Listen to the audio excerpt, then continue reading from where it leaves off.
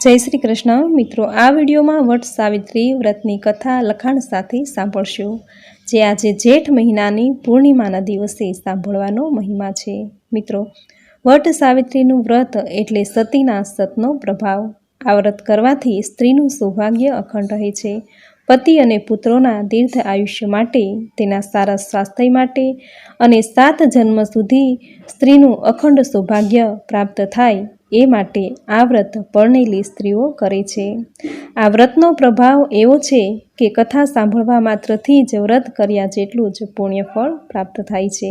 તો મિત્રો, આજના શુભ દિવસે આ વિડીયોમાં આપણે વટ સાવિત્રી વ્રતની કથા લખાણ સાથે સાંભળશું કે જેથી તમે સાંભળવાની સાથે વાંચી પણ શકો। જો આપને આ કથા પસંદ આવે તો વિડીયોને લાઇક, શેર, કોમેન્ટ કરી ચેનલ પર જો નવા છો તો ચેનલ સબસ્ક્રાઈબ કરી બાજુમાં બેલ આઇકન પ્રેસ કરી દેજો। ધન્યવાદ। તો હવે સાંભળશું વટ સાવિત્રી વ્રતની કથા। બોલો આદ્ય શક્તિ માં સાવિત્રી દેવીની જય। પહેલાની આ વાત છે। અશ્વપતિ નામનો એક રાજા હતો। તેને એક રાણી, જેનું નામ વૈશાલી હતું। રાજા અને રાણી ખૂબ જ ઉદાર અને માયાળુ હતા। બધી રીતે તેઓ ખુશ હતા, પરંતુ તેના ઘરે સંતાનની ખોટ હતી। એક દિવસ તેના મહેલમાં સાધુ મહારાજ આવ્યા। તેને પણ રાજા રાણીની સ્થિતિ જોઈ અને ઘણું દુઃખ થયું। આથી તેણે વાંઝ્યા ભાંગવા માટે સાવિત્રી દેવીનું વ્રત કરવા કહ્યું। રાજા રાણીએ સાવિત્રી દેવીનું વ્રત કરવા માંડ્યું। થોડા સમય પછી દેવી પ્રસન્ન થયા। રાજા રાણીએ કહ્યું કે હે માં, અમે બધી રીતે ખુશ છીએ, પરંતુ અમારા ઘરે સંતાનની ખોટ છે। માતાએ કહ્યું કે તમારા ભાગ્યમાં પુત્ર નહીં પણ પુત્રી છે। તે પુત્રી એવી ગુણિયલ અને ભક્તિભાવવાળી હશે કે જે આગળ જતાં તમારું નામ રોશન કરશે। આવું કહીને માં સાવિત્રી દેવી અંતર્ધ્યાન થઈ ગયા। 9 મહિના પછી વૈશાલી રાણીએ પુત્રીને જન્મ આપ્યો। માતા સાવિત્રીની કૃપાથી તેનું ફળ માની આ પુત્રીનું નામ સાવિત્રી રાખવામાં આવ્યું। સાવિત્રી જેટલી દિવસે ન વધે તેટલી રાતે વધવા લાગી। રાજા રાણી તેને લાડકોડથી ઉછેરવા લાગ્યા। તે દેખાવે ખૂબ જ સુંદર રૂપાળી હતી। વળી માતા પિતાના સંસ્કાર પણ વારસામાં મળ્યા હતા। સમય જતાં રાજા રાણીને તેના લગ્નની ઘણી ચિંતા થવા લાગી। રાજા રાણીએ ચારેય દિશામાં યોગ્ય મૂર્તિઓ મેળવવા માટે ઘણી તપાસ કરાવી, પણ સાવિત્રીને યોગ્ય વર ક્યાંય મળ્યો નહીં। આથી છેવટે તેણે સાવિત્રીને જ પોતાના વરની પસંદગી કરવાનું કહ્યું। સાવિત્રીએ વનમાં આશ્રમ બાંધીને રહેતા ધૂમતસેન રાજાના પુત્ર સત્યવાન ઉપર પોતાની પસંદગી ઉતારી। આ વાત સાંભળી રાજા રાણી ખુશ થઈ ગયા। આ સમયે નારદજી ત્યાં આવ્યા। રાજા રાણીએ નારદજીની સલાહ માંગી। નારદજીએ કહ્યું કે મહારાજ, સત્યવાન બધી રીતે તમારી પુત્રી માટે યોગ્ય છે, પણ રાજા રાણીએ ચિંતાના સ્વરે કહ્યું કે પણ શું મુનિરાજ? નારદજીએ કહ્યું કે સત્યવાનનું આયુષ્ય ખૂબ જ ટૂંકું છે। હવે તે માત્ર 1 જ વર્ષ જીવી શકશે। આ સાંભળી રાજા રાણીને ખૂબ દુઃખ થયું। તેઓએ પોતાની પુત્રીને સમજાવી કે તું સત્યવાનને પરણવાનો વિચાર માંડી વાળ। સાવિત્રીએ તેના માતા પિતાને કહ્યું કે હે માતા, હે પિતા, મારા ભાગ્યમાં જે થવાનું હશે તે જ થશે, માટે તમે ચિંતા ન કરો। મેં સત્યવાન સાથે લગ્ન કરવાનું નક્કી કરી લીધું છે અને હું હવે આ વાતથી ફરીશ નહીં। સાવિત્રીની મક્કમતા જોઈ અને રાજા રાણી પણ ચૂપ થઈ ગયા। રાજા અશ્વપતિ ના છૂટકે ધૂમતસેન રાજાના આશ્રમમાં ગયા અને પોતાની દીકરીનું માગું નાખતા કહેવા લાગ્યા કે રાજા, હું રાજા અશ્વપતિ છું અને મારી પુત્રી સાવિત્રીને આપના પુત્ર સત્યવાન સાથે પરણાવવા ઈચ્છું છું।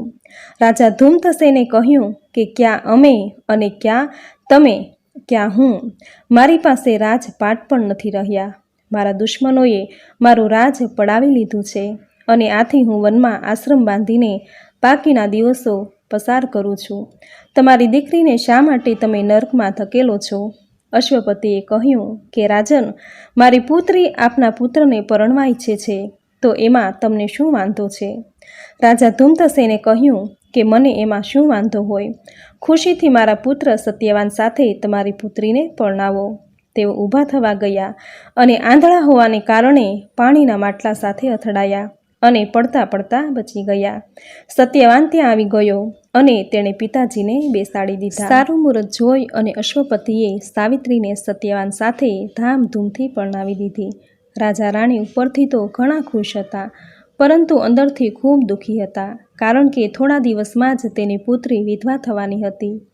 લગ્ન પછી સત્યવાન અને સાવિત્રી આનંદથી રહેવા લાગ્યા. પતિ પત્ની એકમેકને ખૂબ જ પ્રેમ કરતા. જ્યારે સાવિત્રીએ પોતાના પતિ વિશે નારદજી પાસેથી ટૂંકા જીવન વિશેની વાત સાંભળી, ત્યારથી જ તેણે સાવિત્રી દેવીની આરાધના કરવા માંડી. આમ કરતાં કરતાં 1 વર્ષ પૂરું થવા આવ્યું. સત્યવાનના મૃત્યુનો દિવસ આવી ગયો. એ દિવસે સવારે સત્યવાન જંગલમાં લાકડા કાપવા જંગલમાં જવાની તૈયારી કરવા લાગ્યો. સાવિત્રી પણ તેની સાથે તૈયાર થઈ. જંગલમાં એક સુકાયેલું ઝાડ જોઈ સત્યવાન તેને કાપવા લાગ્યો.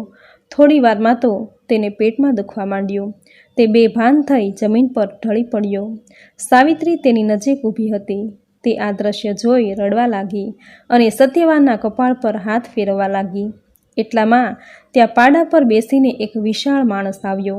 સાવિત્રીએ કહ્યું કે તમે કોણ છો અને અહીં શા માટે આવ્યા છો? આવનાર વ્યક્તિ યમરાજ સ્વયં હતા. તેણે કહ્યું કે હું યમરાજ છું અને તારા પતિનું આયુષ્ય પૂરું થઈ ગયું છે, એટલા માટે તેને હું લેવા આવ્યો છું. આવું બોલી અને યમરાજાએ સત્યવાનના શરીરમાંથી પોતાના હાથમાં રહેલા પાશ વડે તેના પ્રાણ ખેંચી લીધા. સત્યવાનનું ખોળિયું નિષ્પ્રાણ બની ગયું. સત્યવાનના પ્રાણ જવાથી સાવિત્રીને ખૂબ આઘાત લાગ્યો. તે રોતી કકળતી યમરાજની પાછળ જવા લાગી. યમરાજાએ તેને પાછળ આવતી જોઈ અને કહ્યું કે તું શા માટે મારી પાછળ આવે છે? લલાટે લખાયેલા લેખ ક્યારેય મિથ્યા જતા નથી. તારા પતિના નસીબમાં લાંબુ આયુષ્ય લખાયું નથી, માટે તું આ બધું ભૂલી જા અને પાછી વળી જા. સાવિત્રીએ કહ્યું કે જ્યાં મારો પતિ ત્યાં હું, માટે હું પાછી તો નહીં જ વળું. હું તમારી સાથે 7 ડગલા ચાલી છું, એટલે આપણા વચ્ચે મિત્રભાવ સ્થાપિત થઈ ગયો છે. આથી હું તમને મિત્ર ભાવે વિનવું છું કે મને મારો પતિવ્રતા ધર્મ બજાવવા દો. યમરાજાએ કહ્યું કે દીકરી, હું તમને હજુ પણ કહું છું કે તારા પતિના પ્રાણ સિવાય તારે જે જોઈએ તે માંગ, પણ પાછી વળી જા. સાવિત્રીએ કહ્યું કે મારા સસરાને ચક્ષુદાન આપી દેખતા કરો. યમરાજાએ કહ્યું કે તથાસ્તુ, હવે તું પાછી વળી જા. સાવિત્રીએ કહ્યું કે મારા માટે પાછું વળવું અશક્ય છે. જ્યાં મારો પતિ ત્યાં હું, એ જ નારી ધર્મ છે. વળી સત્પુરુષોનો સત્સંગ કદી નકામો જતો નથી, તો પછી શું તમારો સત્સંગ નકામો જશે?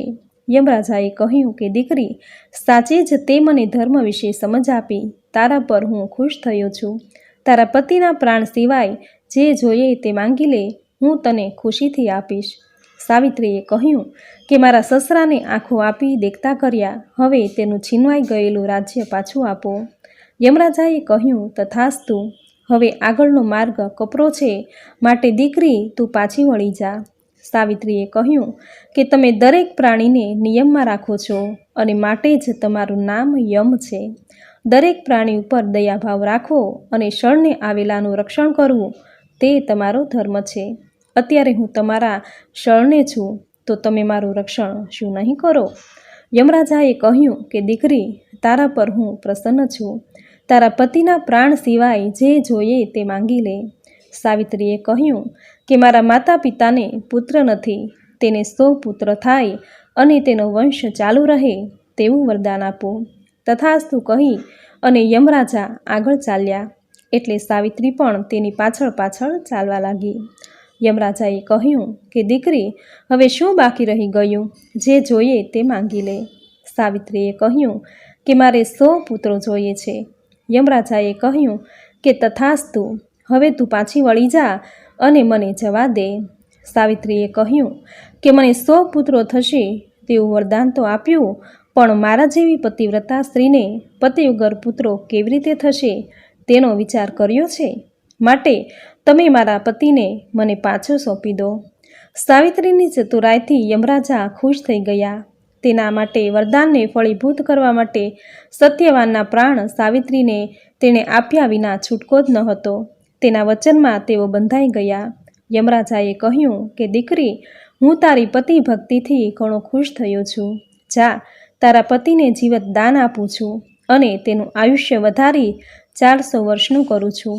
ખુશીથી તારા પતિને લઈ જા. આમ આશીર્વાદ આપી યમરાજા ત્યાંથી ચાલ્યા ગયા. સાવિત્રી પોતાના પતિનો દેહ પડ્યો હતો ત્યાં ગઈ અને તેનું માથું ખોળામાં લીધું. એટલી વારમાં સત્યવાન આળસ મળીને ઊભો થયો. સત્યવાનને સજીવન થયેલો જોઈ સાવિત્રીની આંખમાં આંસુ આવી ગયા. સત્યવાને પોતાના સપનમાં જોયેલી બધી જ વાત સાવિત્રીને કહી. જવાબમાં સાવિત્રીએ બધી જ હકીકત પોતાના પતિને કહી. આમ યમરાજાના વરદાનના પ્રતાપે સત્યવાનના પિતાને આંખો આવી અને ગુમાવેલું રાજ્ય પરત મળ્યું. સાવિત્રીની માતાએ 100 પુત્રોને જન્મ આપ્યો અને પોતે પણ 100 બળવાન પુત્રોની માતા બની. આમ બધે જ આનંદ છવાઈ ગયો. હે સાવિત્રી માતા, તમે જેવા સતી સાવિત્રીને ફળ્યા તેવા જ તમારું આ વ્રત કરનારને, વ્રતની કથા વાંચનારને, સાંભળનારને, કહેનારને સૌને ફળજો. સૌની મનોકામના પૂર્ણ કરજો. સૌનું સૌભાગ્ય અખંડ રાખજો. જય સતી સાવિત્રી માતા. તો મિત્રો, આ હતી વટ સાવિત્રી વ્રતની કથા. ભારતીય નારી પોતાના અખંડ સૌભાગ્યના રક્ષણ માટે આ વ્રત કરે છે. આ પૂજામાં વડલાની પૂજાનું ખાસ મહત્વ છે, કારણ કે વડલો એ મૃત્યુલોકનું કલ્પવૃક્ષ કહેવાય છે. તેના મૂળમાં બ્રહ્મા, થડમાં વિષ્ણુ અને શાખામાં શિવ સદૈવ નિવાસ કરે છે. આ વટવૃક્ષની પૂજા અને વ્રત સાથે ભારતની એક મહાસતીની કથા જોડાયેલી છે. ભારતની આ મહાસતીનું નામ છે સાવિત્રી. તેની પતિવ્રતાની પ્રચંડ શક્તિ સામે મૃત્યુના દેવ યમરાજાને પણ ઝૂકવું પડ્યું હતું. તેની વિવેક બુદ્ધિથી જ સતી સાવિત્રીએ યમને વરદાન આપવા મજબૂર કર્યા હતા.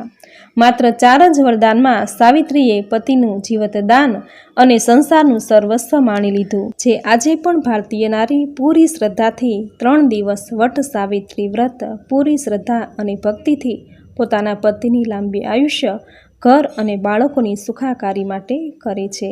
તો મિત્રો, આ હતી વટ સાવિત્રી વ્રતની કથા લખાણ સાથે, જે તમે પૂરી શ્રદ્ધાથી અંત સુધી સાંભળી. જે સાંભળવી તમને જરૂર ગમી હશે. તો વિડીયોને લાઈક કરી કોમેન્ટમાં જય સાવિત્રી માતા, જય વટવૃક્ષ જરૂર લખજો.